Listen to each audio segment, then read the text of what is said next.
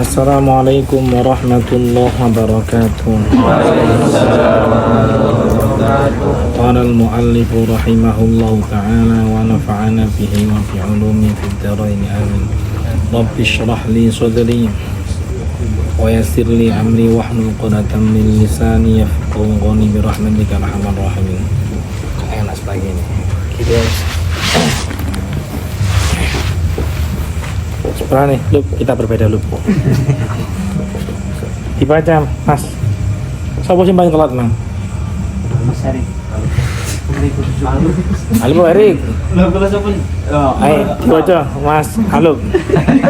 Ayat 86. 86 nih ya, bener ya? Nggih. Ayo, nang Lub. Sing enak, sing fase, powerful. Kang ngono baladi Fatihah maneh kok iso. Qala musannifu rahimahullah ta'ala wa nafa'ana bihi wa bi 'ulumihi fid dharain. Amin. Bismillahirrahmanirrahim. Ulaika alladzina Panjang le. Kepanjangan le.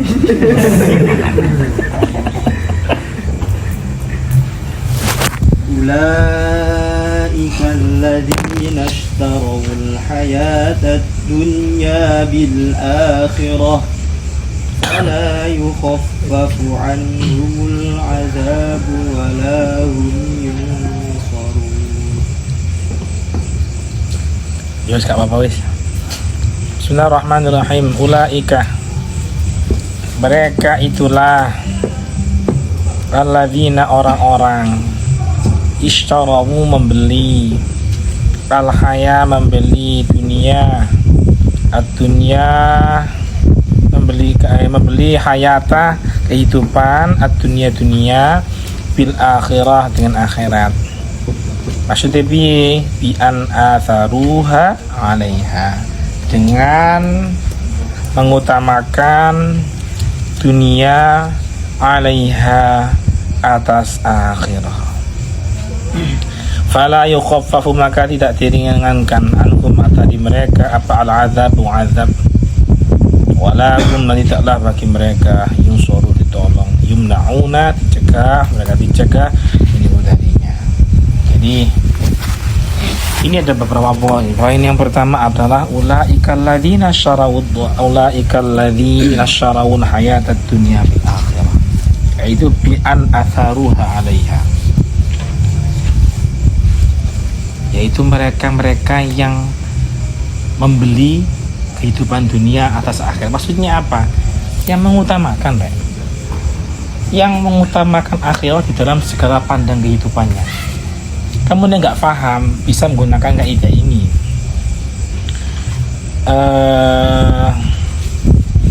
Alamatu hubbid dunya, tanda-tanda cinta dunia adalah ayyahzana ala ma fa'atahu minat dunia. Engkau sedih ketika kehilangan sesuatu terkait dunia. Bu HP hilang, bu baju hilang, apapun itu tentang dunia, kamu kehilangan itu, kamu sedih. Masalahnya nggak cuma di sini, setelahnya itu yang nggak enak itu. Wala yahzana ala ma fatahu min dini, tapi kamu tidak sedih ketika kamu kehilangan akhiratmu, kehilangan agamamu. Kamu lebih galau kehilangan barangmu daripada kebablasan sholat subuh. Itu sudah termasuk kalian alamatu hubbid dunia. Kamu lebih takut kehilangan nilai kampus dibanding kamu kehilangan sholat subuh. Dan itu bawaannya anak kuliah, nugas ngefull. Iki nugas udah ngopi loh, nugas ngefull. Habis itu ayo subuh gak sholat. Itu biasanya kontrak-kontrakan biasa gitu. Kan ketika kamu tinggal di kota berat, Ketika saya nugas itu, kebetulan saya itu semester udah telat ya. Iku teman saya ada yang telat juga. Akhirnya diajak tidur di kontrakannya. Soalnya nek balik nang Trusina gerbangnya tutup. Gitu kan. Nah itu berat ya. Saya udah bangun gitu. Koncoku cek turu. Akhirnya, ayo emang ini sembahyang. Cek turu. Akhirnya saya keluar kontrakan ke masjid. Waduh ngawan rek. Aduh abote rek ngono. Adem salat nang masjid. Balik nang kontrakan, kabeh cek turu. Ini termasuk hobi dunia. Mereka lebih mengutamakan dunia. Mereka lebih takut kehilangan tentang dunia. Tapi tidak khawatir sedikit pun, tidak sedih ketika kehilangan tentang akhirat atau agama mereka. Ya, cek rodok wajar, cek pantes nek karo-karo nih. Tapi angel ketika orang bisa merasakan karo-karo nih. Maksudnya karo-karo nih itu ya kehilangan dunia ya sedih normal, tapi kehilangan akhirat sedih normal. Itu jauh lumayan lah. Ngono lho, lumayan. Nek sampean kehilangan dunia gak sedih, kehilangan akhirat iku sedih, iku rada wali sampean. Gak mungkin gitu aneh. Kehilangan barang alhamdulillah, ngono kan ya. Kita ini angel ya sampean. Tapi ojo teman-teman sing kok iku mang alamatu hubbid dunya. Dan bi an atharuha memilih apa itu termasuk hubbid dunya atau memilih dunia atas akhirat tentang ulaika ladina syaraud dhalata bil huda ulaika ladina syaraul hayatad dunya itu termasuk di dunia. Kalau kamu lihat Ihya lagi kemarin siapa yang ngajak ngaji Ihya itu Bayi gue nih Habib yo. Dalam Ihya itu tadi ini az-zuhdu, zuhud adalah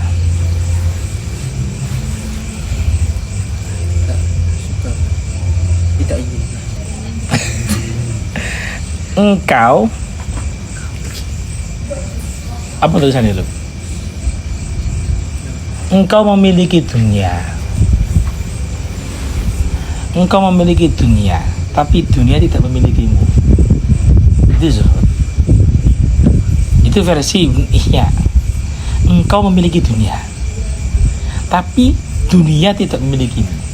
Jadi kamu yang mengendalikan dunia, bukan dunia mengendalikanmu. Saya kemarin punya teman, kemarin mau ngaji, ikut saya ngaji. Wah bang, sampe lah wis kerja apa dah mana? Mbak luar negeri ni loh, freelance mbak luar negeri ni loh. Dia mulai akeh ya. Lama cek galau cek pusing.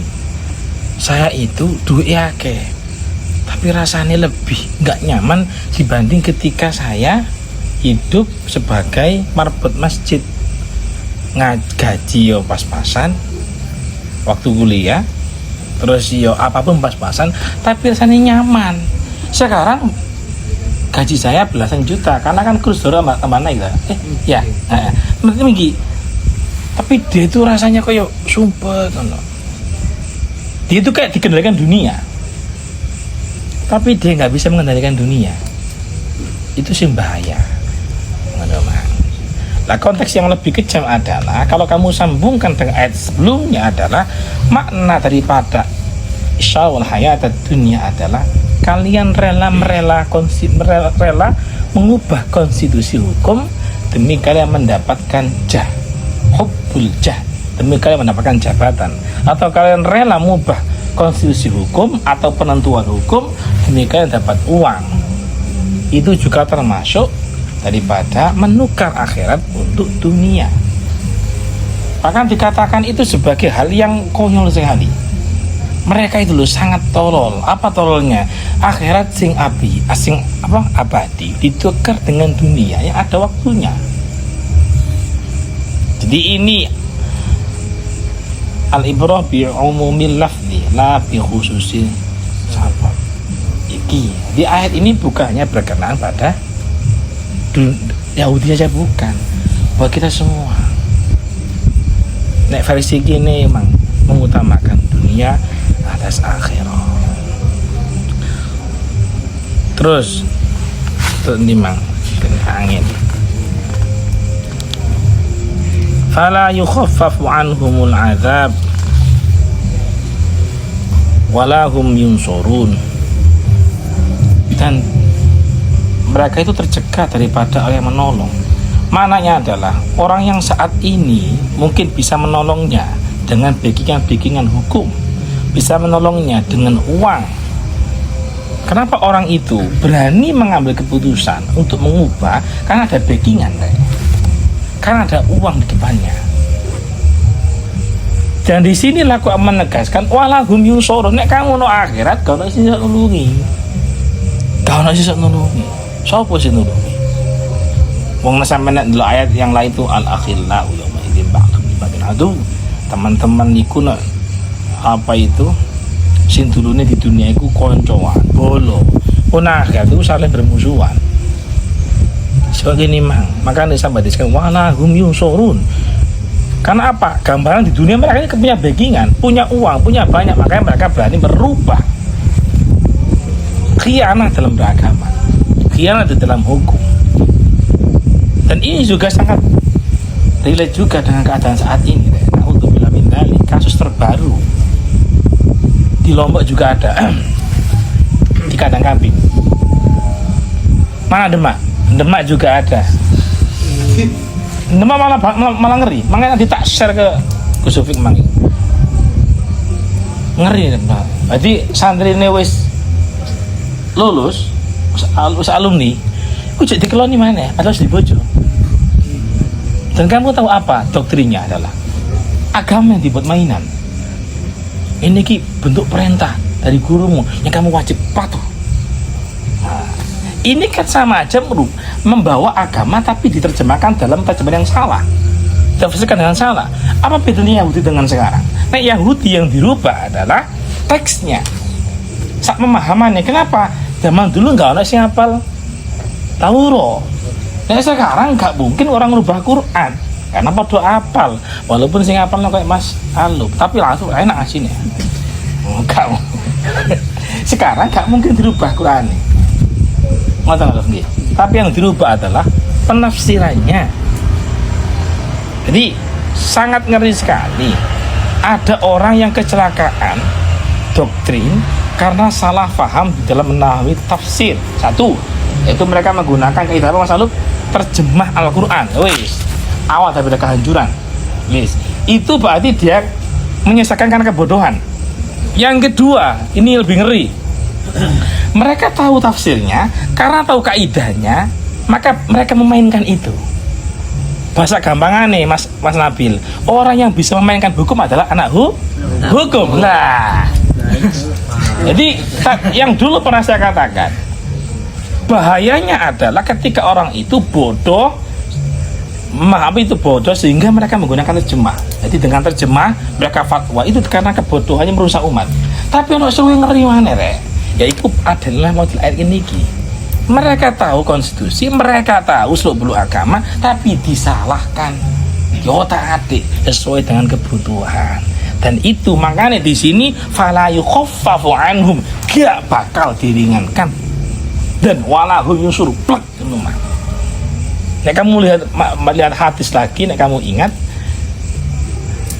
kerusakan agama ini adalah karena faqihun wajirun. Orang sing pintar tapi ngerusak. Iku lebih ngeri daripada wong bodoh sing ngerusak. Mujtahidun jahilun, iku kamu tak anggap seperti hanya orang yang memberikan fatwa dengan terjemah, itu mujtahidun jahilun. Ono sing maneh kan faqihun fajirun lho. Wong pintar. Tapi dengan kepintaran itu menyalahgunakan. Dan ayat hadis yang kita pelajari di dalam kitab hadis maupun ini sangat-sangat sesuai dengan keadaan saat ini. Makanya konco-konco arah ya Allah. Kadang-kadang saya itu nek pusing itu kamu nek ngerti saya bahasa bagus kita, kamu ngerti itu lapo lu ngopi mbek ngeluh. Sing tak pikirnya duduk kelasnya biasa bahasa yang ini. Saya memikirkan tentang kita finishnya kapan. Kamu tahu maksudnya apa? Karena cepatnya rusaknya dunia, kira-kira kita kiamatnya kapan? Kamu udah ngerti saya ngopi kok, mbek Gus ini. Gimana? Bahas. Iki rusak. Sebagaimana yang pernah saya katakan waktu itu. Alamatul sa'ah adalah mengalami degradasi kepercayaan di semua lini. Gak cuma di polisi. Makanya kamu sebagai santri ojo kepedean ngilokno polisi, karena santri pun juga sama sebagai masyarakat yang kedua di semua lini deh, gak cuma tentara saja, gak cuma di dokter saja, gak cuma di kejaksaan saja, semuanya santri ya wis ngono bodoh. Itu saya ngomong itu dulu kalau nggak salah, sebelum kasus viral lagi Mas Ipan ya, kerusakan di semua lini, dan sekarang mulai muncul semua itu.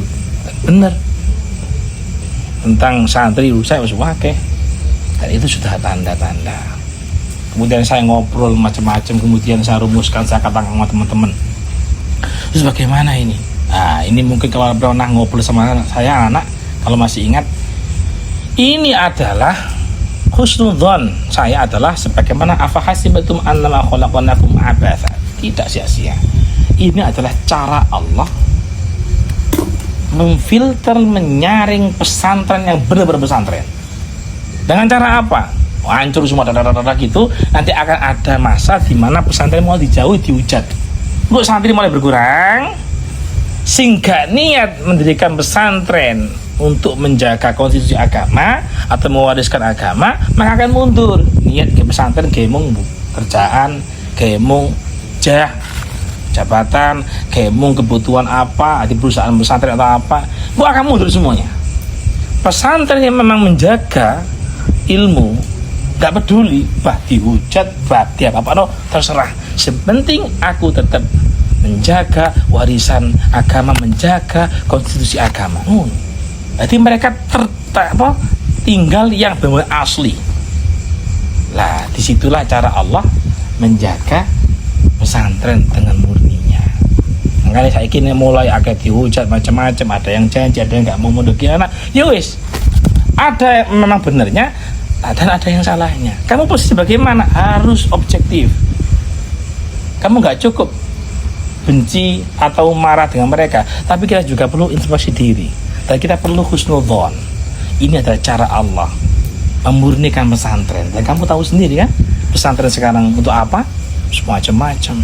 Ada pesantren digunakan untuk politik, dengan punya yang punya jamaah jadi banyak, santri yang banyak, pilih A, pilih kan ya. Ini juga ada. Ini cara negosiasi Allah. Maka pesantren yang murni itu tetap akan ada. Nah, ya, tetap akan ada. Nggak usah khawatir. Makanya nanti ulama itu yang soleh tinggal sedikit. Kenapa? Orang-orang pada gak betah jadi ulama asal dihujat. Gak betah jadi gaya jadi hujat. Kalau memang kiai sejati gak peduli dihujat ya wis, gak peduli. Kemarin saya khutbah, bukan tempatnya. Kamu tahu itu tempat khutbah yang banyak di penjara. Ada orang di penjara di situ juga ada. Ada kasus macam-macam. Dan sebagaimana kamu tak sampaikan karakter saya kayak apa, saya gak mau disetir. Saya khutbah sesuai dengan penyakitnya. Jadi kemarin saya khutbah membahas tentang ayat 78 ini. Tentang ayat 78 ini, tentang agama prasmanan. Agama prasmanan. Nek sholat jalan, tapi nek gratifikasi, korupsi dan sebagainya akan disampaikan. Soalnya nang gunung memang ada orang kasus jaksa masuk penjara. Gara-gara wis ngono mang nerimo macam-macam meniku mang. Tapi wong rek soleh sembahyang. Ngono mang. Dan enggak cuma itu tuh, sebenarnya akeh sih, aku akeh, dan saya tahu kalau saya pernah tinggal di situ. Tak mau no, tadi penyakit jangan mang. Mau melungu nih, sekawati gue anadekan apa jenis dicegat ya aku untung motoran. Saya kalau mobil gak betul ya ono. Tak omong kabeh. Ini. Lah maksud saya menutupi penyakit. Ya penyakit harus dinasihatin. Ini ayatnya. Kita dan tak bilang ini tamparan buat saya dan suruh jamaah orang ngono. Saya dulu tapi ini tamparan buat saya. Setelah itu dan suruh jamaah. Ya sing ngono wae. Nek gak ngene piye mah nek keberkahan wilayah itu akan dicabut selama tidak ada yang mengizharkan kebenaran dan kebatilan. Aku nek gak muni ngono. Desa iku mang sing andai kan sama sing apik tetep gak barokah nek karo sing ngono. Apa to wedi kabeh. saya wis papa lah mau buka hitar istri ngomong kan ya ngomong ae sikat ae ngoten mawon. Kita doa semoga santri guru ulama kabeh punya ketahanan wis nyene abot rek wis dunyane wis tuwa ya Allah dunyane wis tuwa piye maneh dan akan makin banyak nanti akan ada berita makin banyak ya wis ketika sudah hancur akan tersisa menang berbentuk ulama murni atau kiai murni. Al-Fatihah.